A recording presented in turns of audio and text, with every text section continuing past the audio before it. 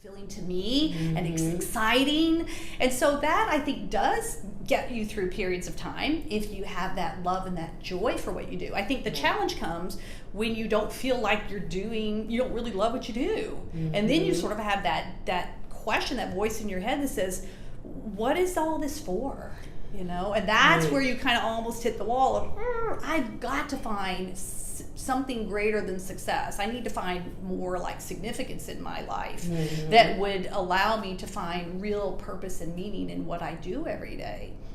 Yeah, and as you mentioned, I mean, you always loved what you did, but you talk in the book about getting to a point where you hit a very big growth trajectory and kind of losing a little bit sight of that, right? How did you, talk to us again about how you handled that. Well, that was an interesting time. So if you've ever been, I tell people, it's fascinating to be in a hyper-growth environment because it is exciting and it's fun, but it is scary as heck because every day you come in and something's going to break because you've grown and you grow faster than you can keep up with it. And I remember people literally running in my office, wringing their hands and saying, Elise, you know that problem we solved 3 months ago? Well, now it doesn't work because we've outgrown whatever that process or that headcount or those systems or whatever it was that worked for the size we were, but when we were growing so fast. So what we did is we grew over 500% in 5 years.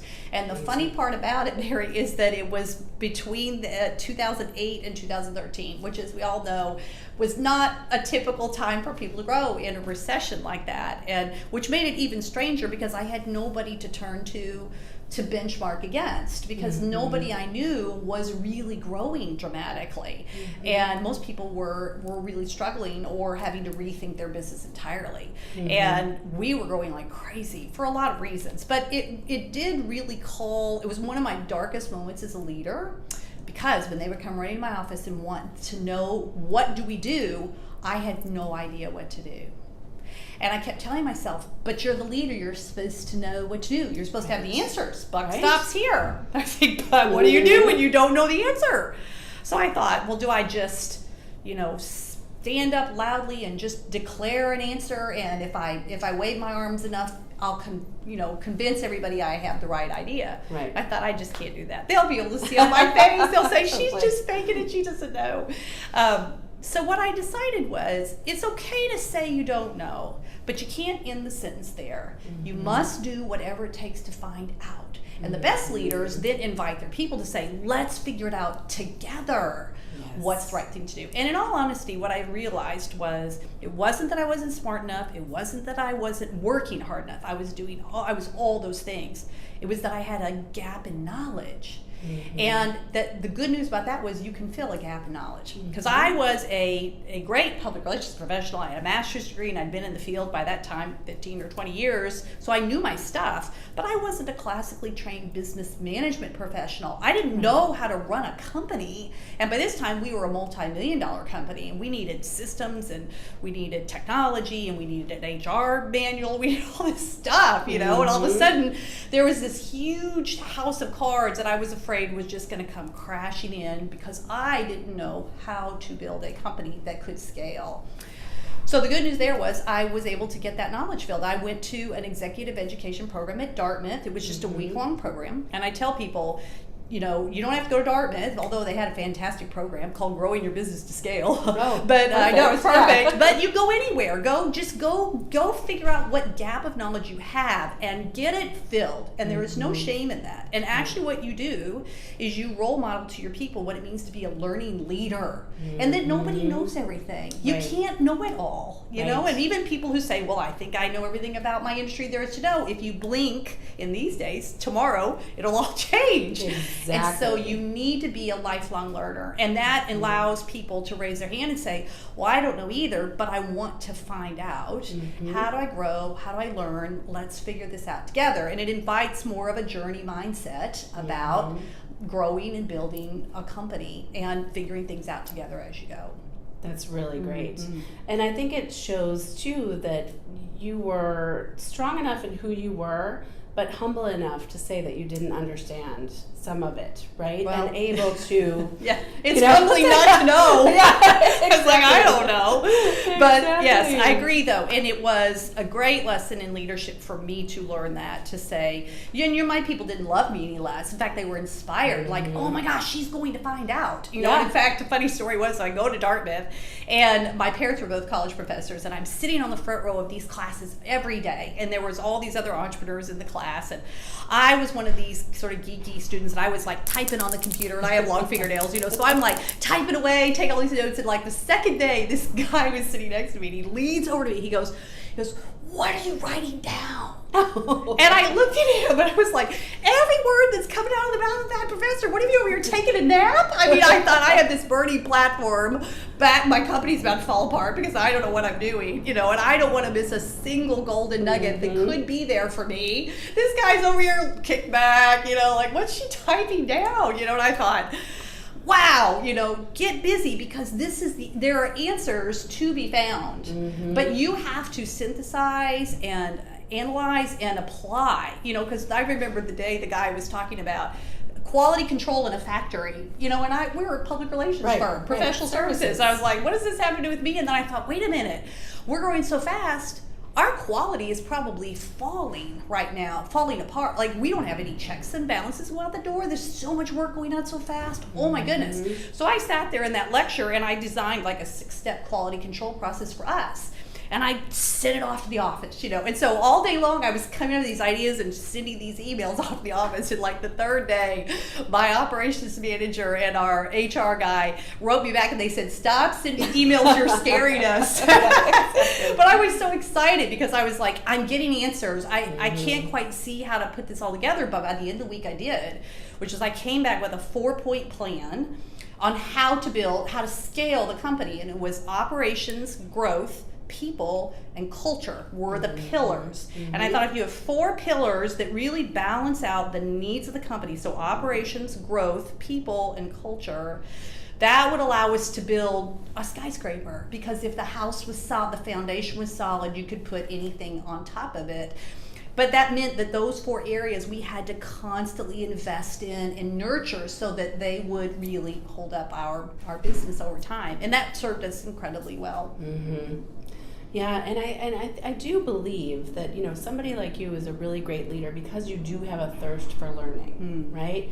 There are, to me, several things about being a great leader: is that thirst for learning, that ability to be humble and to admit that you don't know everything. Yep. But also, another thing that you did that always struck me was you surrounded yourself with really good people. Oh boy, that's the key. It is, and you know that because you're in the business of finding great people.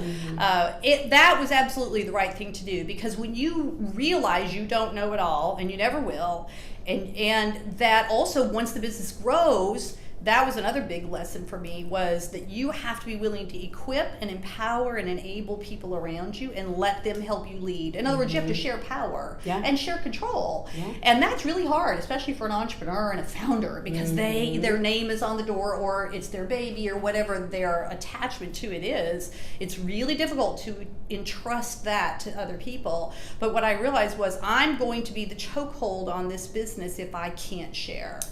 And that's probably the hardest lesson I ever learned. It took me a little while. But the way I captured it in a phrase was, focus on what only you can do and give the rest of it away. And when people say, well, what do you give away? I say all the good stuff. And that's what makes it so hard. All the good stuff. It can't be just the things you don't like to do. It needs to be the plum assignments. It needs to be the great clients. It needs to be the credit and the recognition, the authority, the decision-making power, the budgets. It's give people things that are worth having. And that way, not only if you work hard enough to get great people with you, is they're not going to leave you. Because who wants to stay with a selfish leader? But who will always stay with a selfless leader? Somebody who lifts them up and accelerates their career. And I thought, I've worked too hard to get these great people here, and if I lose them because of my own selfishness, I don't deserve to have a great business. I want a business that far outshines me. And that means I need brilliant people around the table to help augment my weaknesses and the things that I don't know or don't do well. And that's really when the magic happens, because when you kind of step back a little bit and people rise, all of a sudden you're like, well, they're doing that way better than I did. I should have given that to them years ago, you know? Absolutely. And then you're like, okay, now I get what leadership is about. It's not about me. Right. It's about how you lift and lead something much bigger than yourself. Yeah, I love that. I mean, it's really about letting go of your ego. And as an entrepreneur, as a founder, so hard. Sometimes people have some big egos because you had a big idea in the beginning. Yeah. But really, that's just, it's brilliant because you're bringing out the brilliance in your company by letting your people rise. Yeah. And the beauty I saw of that was, too, after we sold, which was 6 years ago, and we had an incredible opportunity to become part of a global organization and help lead some of that. But I also realized that same thing is, but I can't do it all now, for sure. Not, run the company and then also take on new responsibilities with a global parent. You can't work that many hours in a day without exhausting yourself or dying of a heart attack or losing your family or losing your health. It's not possible. So you physically can't. But also then you begin to realize, but only when I am willing to let go and empower other people, that also allows you to begin to reach out for new things. And your journey of growth and challenge and opportunity continues. So you have to be willing to leave some things behind as you move forward. And then you see the people behind you grow and lift. And now I look at my company, I think it's way better than it was when, years ago. We're so far along on our journey. And that's a great credit to the people who lead it today. Yeah, absolutely. And to you being able to let go of the reins and let them lead. Right? Yes, finally, when I did that, it all got better. No.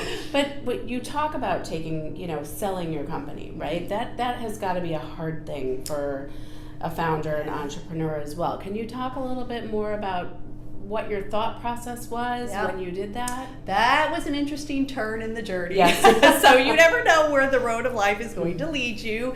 After we went through that rapid period of growth, 500% in 5 years, we began to win a slew of awards, industry awards, national awards, things I never even dreamed that would come to us. And for about 2 years there, we were winning them all. And it was crazy. But I thought when I stood back, I realized, well, I think we're great, but I'm so glad other people think we're good too. Absolutely. And then the phones started ringing.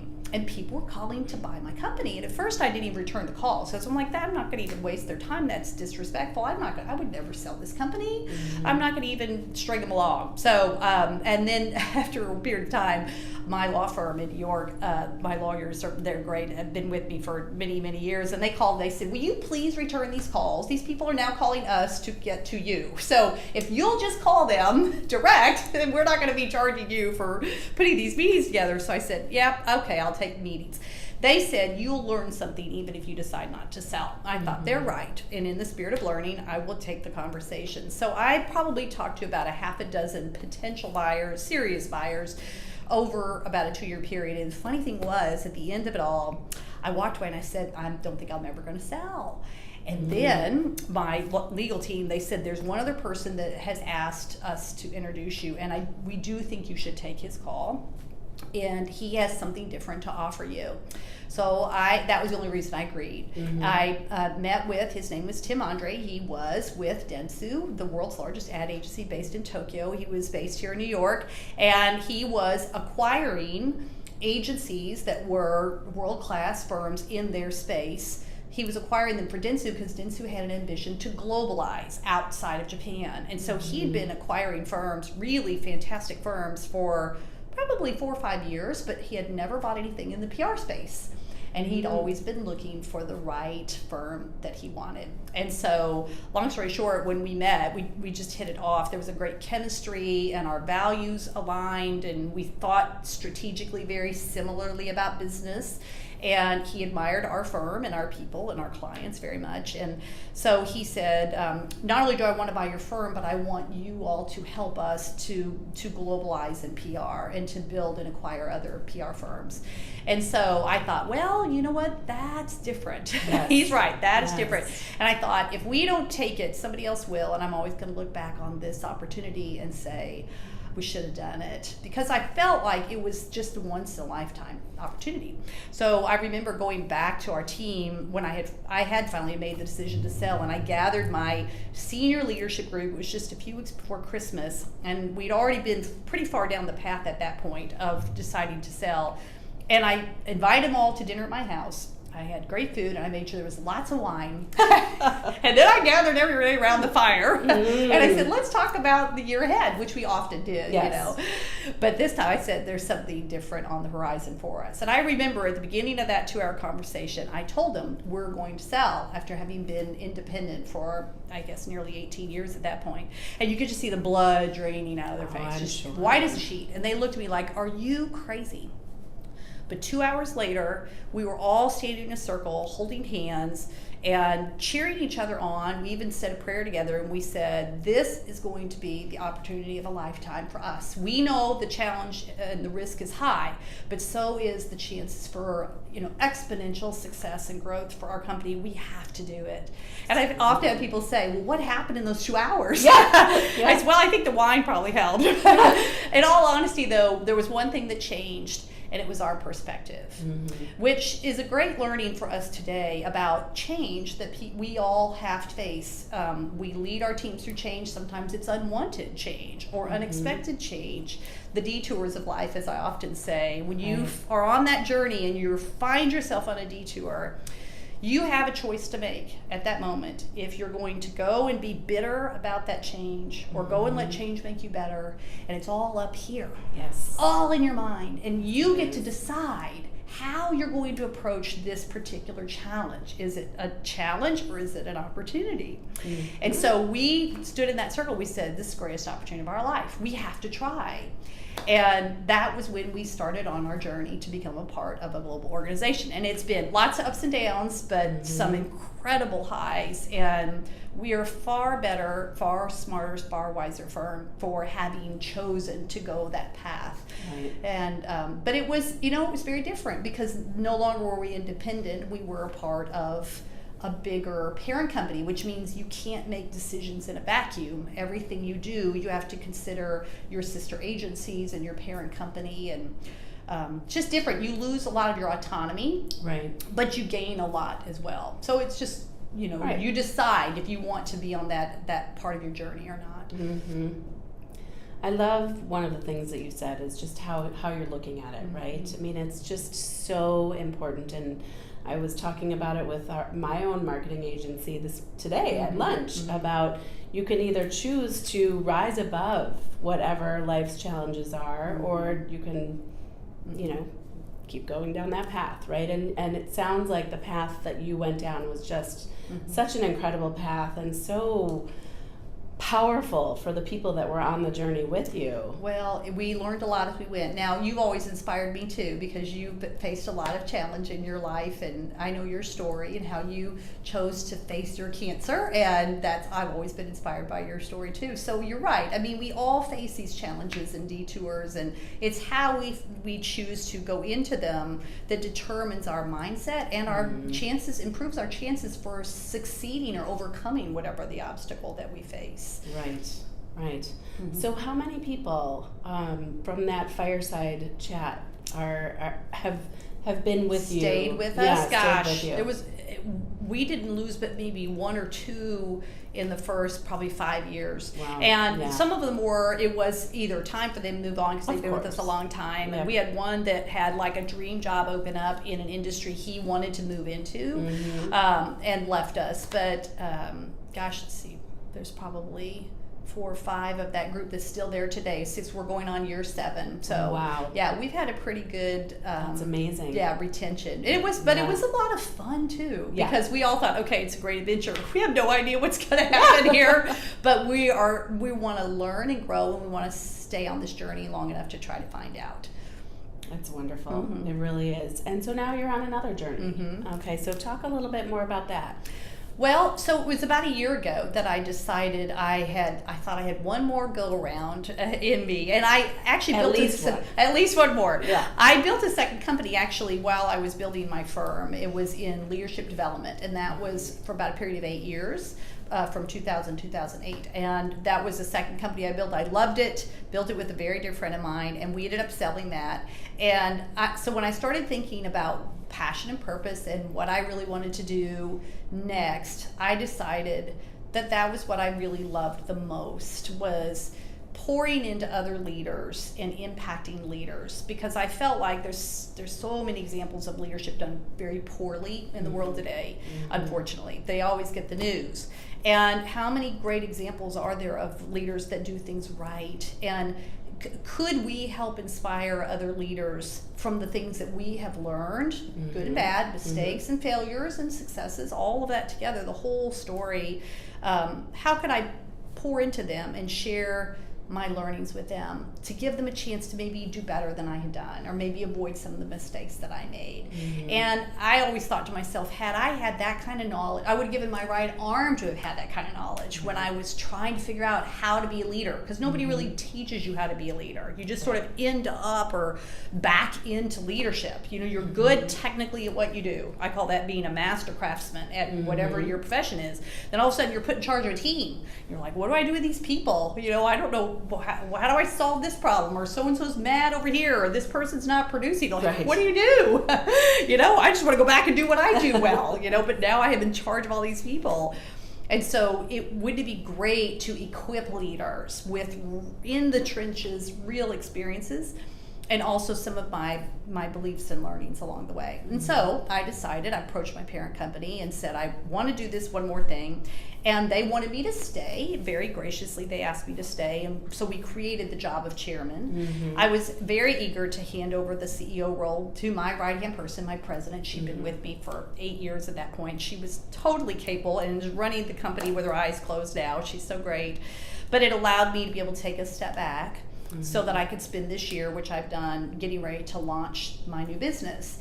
And it is leadership development, executive coaching, and business consulting. And then I also do a lot of public speaking, which I've done since I wrote my book.